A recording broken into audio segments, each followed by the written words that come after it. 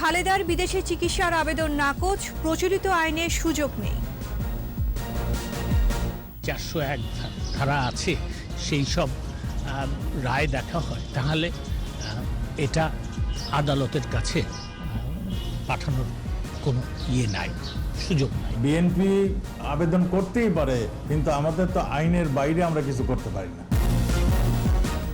যে যেখানে আছেন সেখানে ঈদ উদযাপন করুন, আবারও প্রধানমন্ত্রীর আহ্বান। করোনায় ফের অর্ধশতাধিক মৃত্যু, ভারতীয় ধরনে আর আক্রান্ত নেই কেউ।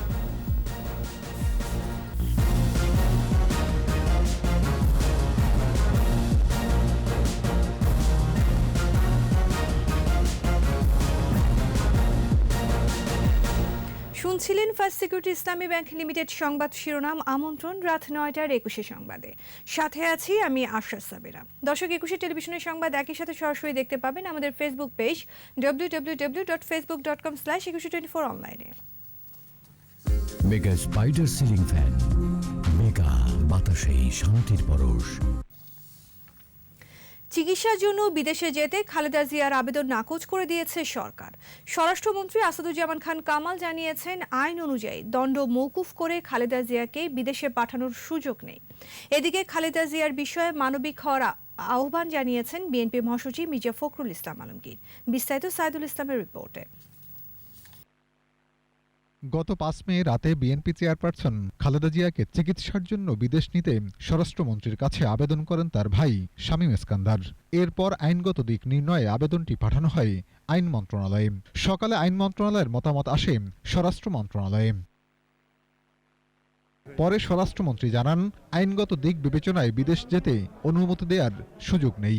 আইন মন্ত্রণালয়ের মতামত অনুযায়ী আমাদের কাছে আমরা এখন আর এটাকে আমরা তাদের আবেদনটা মঞ্জুর করতে পারছি না। আমাদের আইন অনুযায়ী যেটুক করণীয় আমরা সেটুক করছি, সেখানে মানবতার প্রশ্ন হচ্ছে সেটাও আমরা করেছি। এবং বিএনপি আবেদন করতেই পারে, কিন্তু আমাদের তো আইনের বাইরে আমরা কিছু করতে পারি না। এর আগে আইনমন্ত্রী বলেন, খালেদা জিয়ার বিষয়ে শুধু আইনগত মতামত দেওয়া হয়েছে।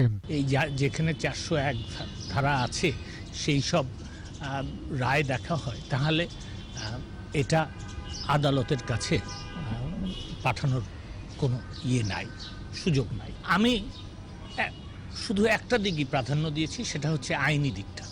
এদিকে খালেদা জিয়ার স্বাস্থ্যের উন্নতি হচ্ছে বলে জানিয়েছেন বিএনপি মহাসচিব মির্জা ফখরুল ইসলাম আলমগীর।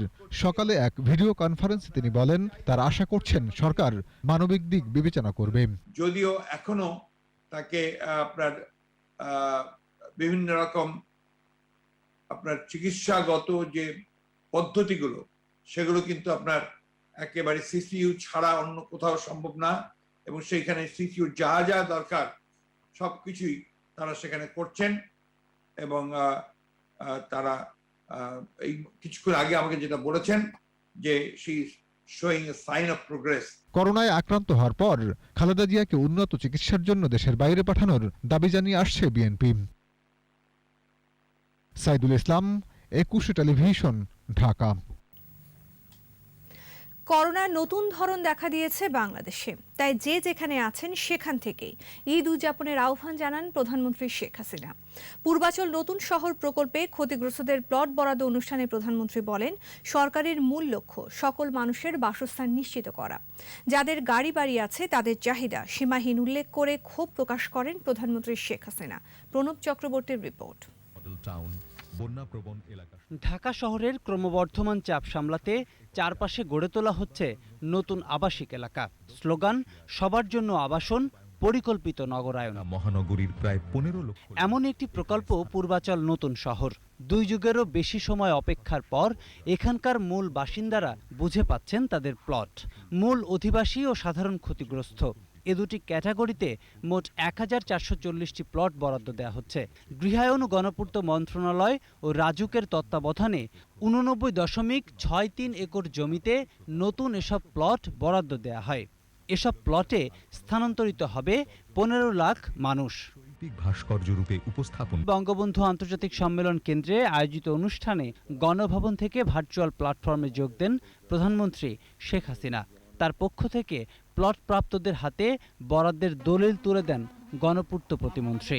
আজকে আমি সত্যিই খুব আনন্দিত এবং ধন্যবাদ জানাচ্ছি যারা এই প্লট খুঁজে বের করা, প্লটগুলি তৈরি করা এবং আজকে আপনাদের হাতে যে আপনারা কাগজ তুলে দিতে পারলাম। প্রধানমন্ত্রী বলেন, বাংলাদেশে একটি মানুষও গৃহহীন থাকবে না। গ্রামের প্রতিটি মানুষ পাবে শহুরে সুবিধা। ধনীদের অধিক চাহিদা নিয়েও ক্ষোভ প্রকাশ করেন প্রধানমন্ত্রী। এখানে বড় লোকদের একটু দৌরত্ব বেশি থাকে, সেখানে আবার কাজ করা বেশ কঠিন হয়ে পড়ে। যাদের এত বিশাল বিশাল অট্টালিকা, বাড়িঘর, ফ্ল্যাট সবই আছে, তাদের আরও লাগবে কেন? মরলে তো সবাইকে যেতে হবে সেই কবরের মাত্র 3 হাত 3.5 হাত জায়গায়। এই ধন সম্পদ কেউ সাথে নিয়ে যেতে পারবে না। এই কথাটা মানুষ কেন ভুলে যায় আমি জানি না। ঈদকে সামনে রেখে অযথা ছোটাছুটি না করে যে যেখানে আছেন সেখানেই ঈদ উদযাপনের আহ্বান জানান সরকার প্রধান। ঈদের সময় মানুষ পাগল হয়ে গ্রামে ছুটছে, কিন্তু এই যে আপনারা যে একসাথে যাচ্ছেন, এই চলার পথে ধরেন ফেরিতে হোক, গাড়িতে হোক, যেখানে হোক, কার যে করোনা ভাইরাস আছে আপনি জানেন না, কিন্তু আপনি সেটা বয়ে নিয়ে যাচ্ছেন আপনার পরিবারের কাছে। একটা ঈদে কোথাও না যেয়ে নিজের ঘরে থাকতে কি ক্ষতিটা হয়? কাজে আপনারা এই ছুটাছুটি না করে যে যেখানে আছেন সেইখানে থাকেন, সেইখানে নিজের মতো করে ঈদটা উদযাপন করেন। জীবন জীবিকা বাঁচাতে সচেতনতার সাথে সবাইকে স্বাস্থ্য সুরক্ষা বিধি মেনে চলারও আহ্বান জানান প্রধানমন্ত্রী শেখ হাসিনা। আপনি নিজে সুরক্ষিত থাকেন, অপরকে সুরক্ষা দেন। প্রণব চক্রবর্তী, 21 টেলিভিশন, ঢাকা। করোনার ভারতীয় ভেরিয়েন্টে আক্রান্ত 6 জনের সংস্পর্শে আসা কেউ নতুন করে আক্রান্ত হয়নি বলে নিশ্চিত করেছে স্বাস্থ্য অধিদপ্তর। এদিকে গেল 24 ঘন্টায় মারা গেছেন আরও 56 জন। নতুন করে শনাক্ত 1386 জন। প্রণব চক্রবর্তীর আরেকটি রিপোর্ট। করোনা সংক্রমণে বিপর্যস্ত পাশের দেশ ভারত। এরই মধ্যে বাংলাদেশেও করোনার ভারতীয় ভেরিয়েন্ট শনাক্ত হয়েছে শনিবার। তবে রোববার স্বাস্থ্য অধিদপ্তরের ভার্চুয়াল সংবাদ সম্মেলনে জানানো হয়, করোনার ভারতীয় ভেরিয়েন্টে আক্রান্ত 6 জনের সংস্পর্শে আসা কেউ আক্রান্ত হননি। দেশে অক্সিজেনের সংকট নেই উল্লেখ করে স্বাস্থ্য অধিদপ্তর জানায়, চিকিৎসা সরঞ্জাম রয়েছে যথেষ্ট। তবে করোনা সংক্রমণের নিম্নমুখী প্রবণতা ধরে রাখতে সবাইকে আরও সচেতন হওয়ার পরামর্শ দিয়েছে স্বাস্থ্য অধিদপ্তর। করোনার যে সংক্রমণের হারটি নিম্নমুখী হয়েছে সেটিকে ধরে রাখা অব্যাহতভাবে সম্ভব হবে, এবং এটি যদি অব্যাহতভাবে ধরে রাখা সম্ভব হয় তাহলে আমাদের অর্থনীতি বলি, আমাদের জীবন জীবিকার যে চ্যালেঞ্জটি আমরা দেখছি গত কিছুদিন ধরে, সেটিকে আমরা খুব সফলভাবে মোকাবেলা করতে পারব। এদিকে স্বাস্থ্য অধিদপ্তরের প্রেস বিজ্ঞপ্তিতে দেখা যায়, গতকালের তুলনায় আজ বেড়েছে মৃত্যু ও আক্রান্তের সংখ্যা। 24 ঘন্টায় সারা দেশে করোনায় মৃত্যু হয়েছে 56 জনের। এ নিয়ে মৃতের সংখ্যা এখন 11,934, আর নতুন শনাক্ত হয়েছে 1,386। সুস্থ হয়েছেন 3,000-এর অধিক। এ পর্যন্ত সুস্থ হয়েছেন 7,10,162 জন। দৈনিক সংক্রমণ হার এখন 8.19 আর সুস্থতার হার 91.81। ঢাকার 2 সিটিতেই এডিসের লার্ভা বেড়েছে জানিয়ে এখনই ডেঙ্গুর বিষয়ে সতর্ক হওয়ার আহ্বান জানিয়েছে স্বাস্থ্য অধিদপ্তর। প্রণব চক্রবর্তী, 21 টেলিভিশন, ঢাকা। করোনা আক্রান্তদের প্রায় 90% শরীরে রোগ প্রতিরোধ ক্ষমতা তৈরি হওয়ার তথ্য পেয়েছেন বিশেষজ্ঞরা। আর এই রোগ প্রতিরোধ ক্ষমতা 9 মাস বা তারও বেশি সময় পর্যন্ত মানুষের শরীরে স্থায়ী হচ্ছে বলে জানান তারা। এছাড়া করোনা নেগেটিভ হওয়া প্রায় 26% মানুষের শরীরেও রোগ প্রতিরোধ ক্ষমতায় তৈরি হয়েছে। ইফরাস নূরের ক্যামেরায় বিস্তারিত জানাচ্ছেন শিউলি স্বপ্ন। করোনা সংক্রমিত মানুষের শরীরে রোগ প্রতিরোধ ক্ষমতা বা অ্যান্টিবডি তৈরি হচ্ছে কিনা, আর কমিউনিটি সংক্রমণের মাধ্যমে কতটা হার্ড ইমিউনিটি গড়ে উঠছে, এমন প্রশ্নের উত্তর খুঁজতে গবেষণা পরিচালনা করেন চট্টগ্রাম জেনারেল হাসপাতালের একদল বিশেষজ্ঞ। গবেষণাকালে পর্যবেক্ষণ করা হয় 1,530 জনকে। গত অক্টোবর থেকে 6 মাস ধরে চলে এই গবেষণা। গবেষকরা বলছেন, আরটিপিসিআর পজিটিভ ও নেগেটিভ নমুনা বিশ্লেষণে 75% মানুষের শরীরে অ্যান্টিবডির উপস্থিতি পাওয়া গেছে। কোভিড থেকে সেরে ওঠার পরও অনেকের মধ্যে দুর্বলতা, শ্বাসকষ্ট, বিষণ্ণতা, অবসাদের মতো কিছু রোগ অব্যাহত থাকছে বলে তথ্য পাওয়া যায়। শতকরা প্রায় 75% রোগীর শরীরে অ্যান্টিবডির উপস্থিতি রয়েছে। আমরা আরটিপিসিআর পজিটিভ এবং আরটিপিসিআর নেগেটিভ উভয় গ্রুপকেই অন্তর্ভুক্ত করেছি।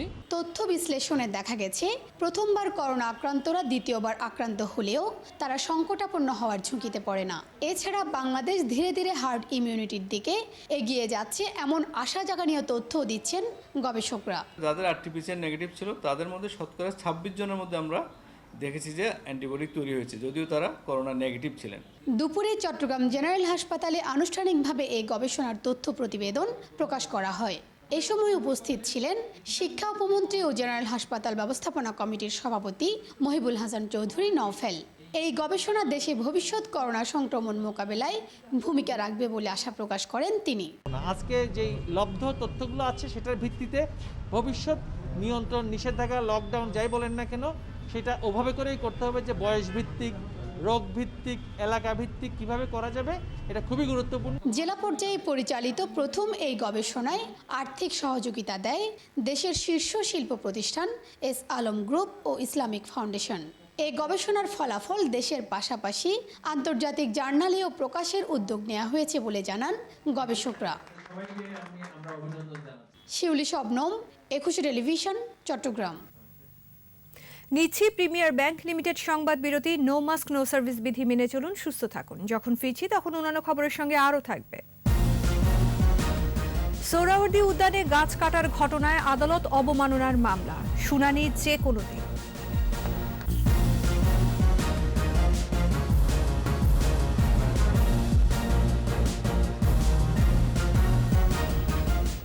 আবারও আমন্ত্রণ রাত 9টার 21 সংবাদে।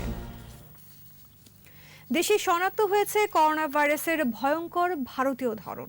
এমন অবস্থায় সবাইকে সচেতন হওয়ার আহ্বান জানিয়েছেন আওয়ামী লীগের সাধারণ সম্পাদক ওবায়দুল কাদের। বঙ্গবন্ধু ডিপ্লোমা প্রকৌশলী পরিষদ আয়োজিত মুজিব বর্ষ ও কোভিড-19 মোকাবেলায় করণীয় শীর্ষক আলোচনায় ভিডিও কনফারেন্সে তিনি এ আহ্বান জানান।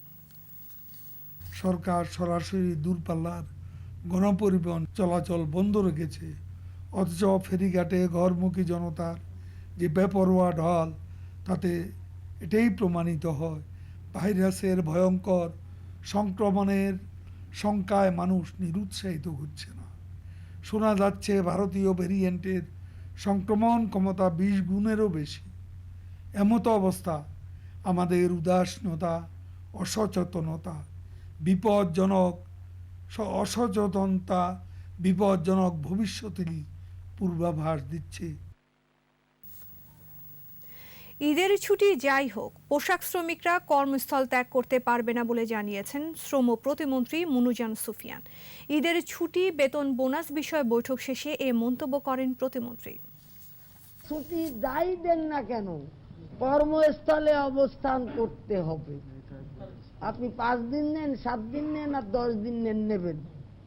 তার কারণ এই যে মহামারী, এটা ইতিমধ্যে আপনারা রেডিও টিভিতে দেখছেন, ভারত থেকে মানুষ, এখানে তো পালানোর কোনো জায়গা নাই। রাজধানীর সোহরাওয়ার্দী উদ্যানে গাছ কাটা নিয়ে আদালত অবমাননার মামলা হয়েছে, যে কোনো দিন হবে শুনানি। এর আগে হাইকোর্টের নির্দেশনা অমান্য করায় শীঘ্রই আইনি পদক্ষেপ নেওয়ার কথা জানান আইনজীবীরা। সোহরাওয়ার্দী উদ্যানের মূল বৈশিষ্ট্য সংরক্ষণ না করে কোনো স্থাপনা নির্মাণ করা যাবে না বলেও জানান তারা। একটি কাটা গাছের বিপরীতে 3টি করে লাগানোরও দাবি জানান আইনজীবীরা। আদালতের নির্দেশে উদ্যান থেকে বিদ্যমান সব ধরনের স্থাপনা অপসারণ করে কমিটি চিহ্নিত স্থানগুলো সংরক্ষণ করা সহ বেশ কয়েকটি নির্দেশনা দেওয়া হয়।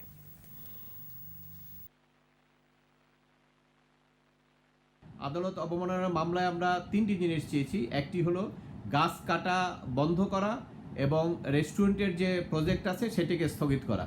আর দ্বিতীয়তে চেয়েছি এই আদালতের রায়, যে ঐতিহাসিক সোহরাওয়ার্দী স্থানের সংরক্ষণের যে রায় আছে সেটি বাস্তবায়ন না করার জন্য, আদালত অবমাননার জন্য তাদের কেন শাস্তি দেওয়া হবে না, এটি আমরা রুল চেয়েছি। শেখ রাসেল জাতীয় শিশু কিশোর পরিষদের কেন্দ্রীয় কমিটির মহাসচিব হলেন 21 টেলিভিশনের পরিচালক KM শহীদুল্লাহ। সংগঠনের মহাসচিব মাসুদুজ্জামান চৌধুরীর অকাল প্রয়াণে তার স্থলাভিষিক্ত হয়েছেন তিনি। প্রতিষ্ঠা লগ্ন থেকে KM শহীদুল্লাহ শেখ রাসেল শিশু কিশোর পরিষদের সাংগঠনিক সচিবের দায়িত্বে ছিলেন।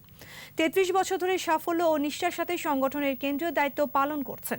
এছাড়া বাংলাদেশ দাবা ফেডারেশনের সহসভাপতি হিসেবে দায়িত্ব পালন করছেন KM শহীদুল্লাহ। পাশাপাশি তিনি বিভিন্ন সামাজিক ও রাজনৈতিক সংগঠনের সাথে যুক্ত।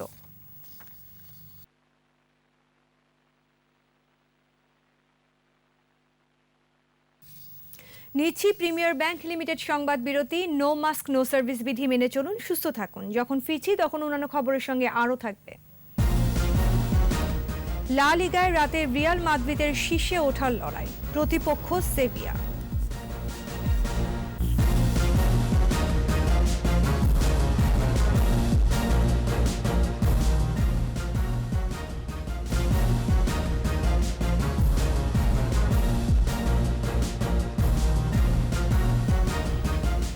আমন্ত্রণ আবারও রাত 9টার 21 সংবাদে। করোনা পরিস্থিতিতে বাংলাদেশ চলচ্চিত্র প্রযোজক সমিতির পক্ষ থেকে চলচ্চিত্র অঙ্গনের নিম্ন আয়ের কর্মীদের মাঝে ঈদ সামগ্রী ও নগদ টাকা বিতরণ করা হয়েছে। দুপুরে বিএফটিসিতে ঈদ সামগ্রী বিতরণ অনুষ্ঠানে উপস্থিত ছিলেন বাংলাদেশ চলচ্চিত্র প্রযোজক সমিতির সভাপতি খোরশেদ আল খসরু, পরিচালক সমিতির সভাপতি শাহিন সুমন, বুনিয়ান নিট ফ্যাশনস লিমিটেডের ব্যবস্থাপনা পরিচালক আব্দুল গনি মিয়া ও পরিচালক দেলোয়ার জাহান ঝন্টু সহ পরিচালক ও প্রযোজকরা।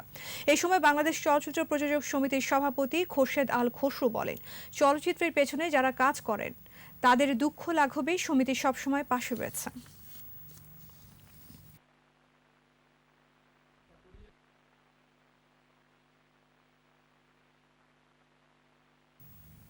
এবার আন্তর্জাতিক খবর।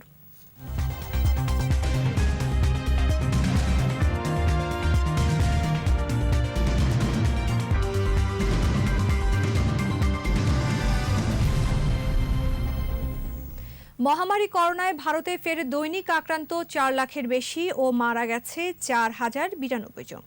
এ নিয়ে এক সপ্তাহে পঞ্চম দিনের মতো দেশটিতে দৈনিক করোনা আক্রান্তের সংখ্যা 4 লাখের বেশি হলো। একই সঙ্গে পরপর দুদিন 4000-এর বেশি মৃত্যু দেখল দেশটি। স্বাস্থ্য অধিদপ্তরের তথ্য অনুযায়ী মোট আক্রান্ত 2,22,96,000 ও মৃত্যু 2,42,000 ছাড়িয়েছে। এদিকে দিল্লির হাসপাতালগুলোতে অক্সিজেন বন্টন ব্যবস্থা তদারকি করতে 12 সদস্যের জাতীয় টাস্কফোর্স গঠন করেছে দেশটির সুপ্রিম কোর্ট। অন্যদিকে দ্বিতীয় ঢেউ মোকাবেলায় ডিফেন্স রিসার্চ অ্যান্ড ডেভেলপমেন্ট অর্গানাইজেশনের তৈরি করোনা প্রতিষেধকের জরুরি ব্যবহারের অনুমোদন দিয়েছে ভারতের ওষুধ নিয়ন্ত্রক সংস্থা।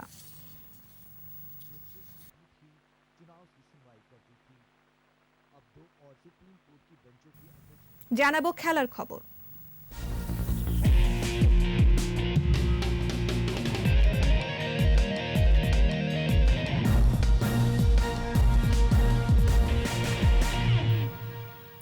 স্প্যানিশ লা লিগায় আজ সেভিয়ার বিপক্ষে মাঠে নামবে রিয়াল মাদ্রিদ। ম্যাচটি শুরু হবে বাংলাদেশ সময় রাত 1টায়। এখন পর্যন্ত 34 ম্যাচে 74 পয়েন্ট নিয়ে টেবিলের তৃতীয় স্থানে আছে রিয়াল। 4 পয়েন্ট কম নিয়ে চতুর্থ স্থানে সেভিয়া। আর এক ম্যাচ বেশি খেলে 77 পয়েন্ট নিয়ে সবার ওপরে অ্যাথলেটিকো মাদ্রিদ। 2 পয়েন্ট কম নিয়ে দ্বিতীয় স্থানে বার্সেলোনা। আজকের ম্যাচ জিতলে অ্যাথলেটিকো মাদ্রিদের সাথে যৌথভাবে শীর্ষে উঠবে রিয়াল। এই সুযোগ হাতছাড়া করতে চায় না বর্তমান চ্যাম্পিয়নরা। অপরদিকে নিজেদের মধ্যে পয়েন্টের ব্যবধান কমাতে চায় সেভিয়া।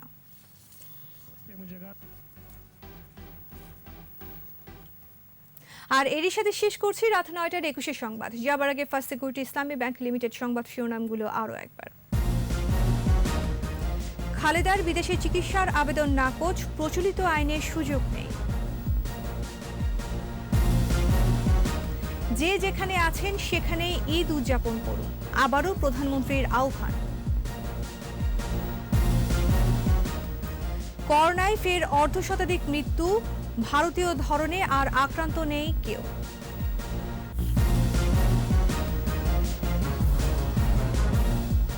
সর্বশেষ খবর জানতে ডায়াল করুন 2021 নম্বরে আর ভিজিট করুন 21-tv.com এই ওয়েবসাইটে। এছাড়া ফেসবুকে লগ ইন করতে পারেন facebook.com/2124 অনলাইনে।